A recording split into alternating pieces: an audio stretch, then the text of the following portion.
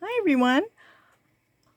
I made these flamingos from Scrap Diva Designs that I received, and I did see a tutorial on it. Not to say that there isn't one, but I didn't find one, so I thought I would come and show how easy it is.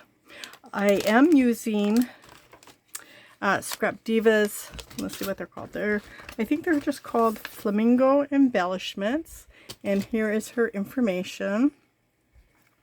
And this is her card. She is on Instagram and YouTube. And I'm using KS Crafts little, I forget what they are. Spring dye, maybe? Spring word dyes? I don't remember what they're called. But I put them in that bag. Put the words on it. So these are Erica's little flamingo dies, and I do have all the little pieces in a bag so I don't lose them. My tip is to make one at a time.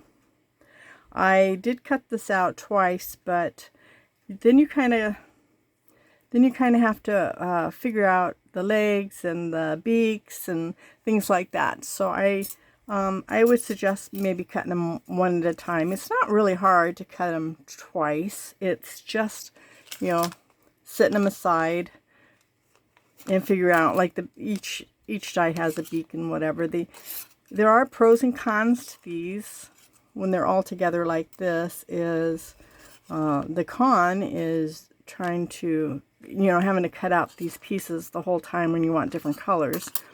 The pro to it is you don't lose those little pieces. So that's that. And these are the flamingos. I did not put legs on them, and I did have to secure it with the piece of paper. Hold on just a second.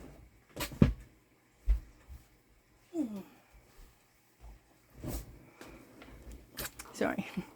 My little dog is 16 years old, and so I kind of baby her, and she's hard of seeing, hard of hearing. So so that's what I'm going to do, is I'm going to put together one of these little flamingos for you.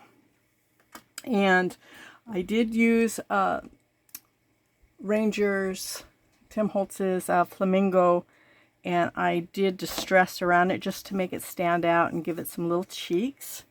And I used my wax stick to pick up the little pieces. I already made the little flowers, and I just use these. I wanted to use something else, but as crafters, I know I have it.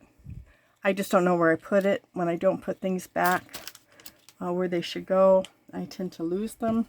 I did use 110 pound cardstock to reinforce the back of it. And I did use black foam to give the face and the wings a little lift. And I used black because it's kind of like an outline dye to me. And I did do the word in the beak, and the eyes are in black, so I figured it would all go together. So that's what we're going to be creating. And what I did was I just glued on the foam first. You don't have to do this. This is just the step I did. And I think you can make little boy ones too, because it has a little tuff on it. I'm just going to make sure it's all even. It has a little tuff on the little face, or on the little head like this. So I think you can make a boy die. A boy flamingo. You just don't put the, I guess, the flower on it or whatever. I did not buy the tropical leaves because somebody gave me the tropical leaves from the Dollar Tree, and I kind of used those. I think I have some other ones too, so I really didn't get those. And once again, I'm just going to make sure that it is on correctly. It does have a shape, and I think it needs to go up just a little bit more. There we go. It's not completely a round circle, so it does have a little shape to it, and you just want to make sure that it is. I don't know if you can see it. I don't even think I have it right, but this glue tends to dry. I did give myself some wiggle room, but anyways. Okay, so on the wing, what I did was I did two wings, and I did distress them. I did two just to give some highlight, and I did two different pinks. So what I'm going to do is just uplift one a little bit. That's kind of what they showed in the pictures. So I'm just going to offset it just a bit, like that. And then glue the other one down. Now when I did like a lot, and when I did small, it just doesn't really matter. It's just the way I did it. I wasn't, you know, I wasn't like trying to be exact with it. So I do want this one up, and then I want this one to cover the black. So there you go. Oh, I got it backwards. No, I don't. Okay. The little wings, they have this little tuft at the end that points up. So that's how I know it. This one goes on this one, and then this one, the little tuft goes up and it goes on that one. So I did use pattern paper, but somehow the pattern paper just kind of got mixed up in the way it cuts out. I didn't realize that, but that's okay. All right, so I'm going to go ahead and glue the wing on.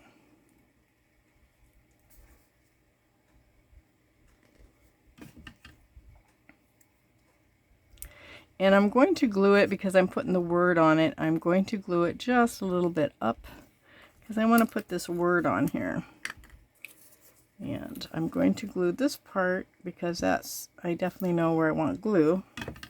And I didn't do the little legs because they're kind of flimsy, and I haven't figured out quite how to make them sturdy enough. Okay, I'm going to move that down just a hair. Okay, now I have the little beak I'm going to do.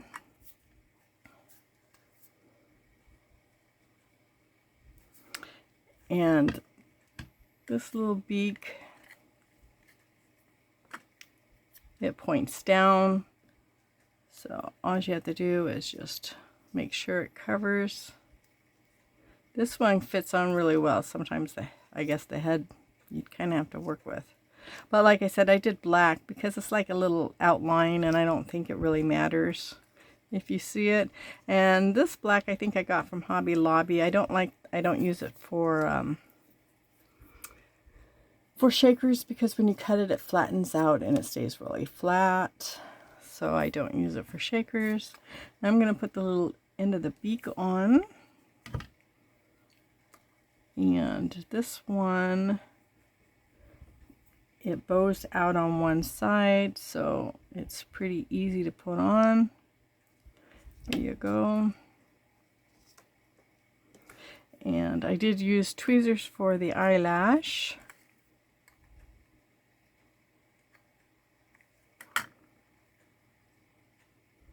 And for this one, I used my Barely Arts because it's so tiny. And I have the fine tip on my Barely Arts.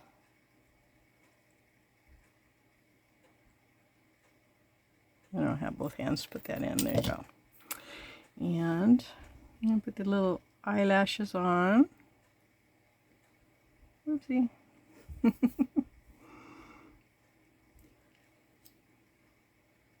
All right, here we go. All right, then I have the little flower, and I did hot glue this on just to make it faster to glue on, and I put it on that little tuft.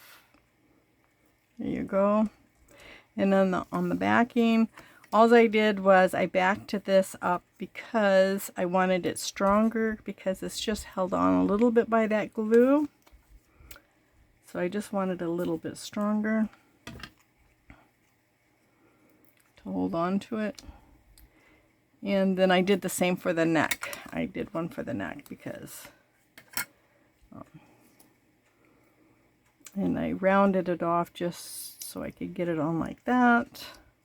So that's just, you know, something I came up with, because if somebody wants to use this as an embellishment, I don't want it flopping around. That's just how I think, I guess. I don't know, but and this 110 cardstock is pretty good for that. As you can see, I do have this, and it's not floundering around, where this one isn't quite glued on, so it does do that. And I didn't quite get that head on, but you know, that's because I'm not taking my time. But so there you go. Aren't they just the cutest little things? I think they're just so cute.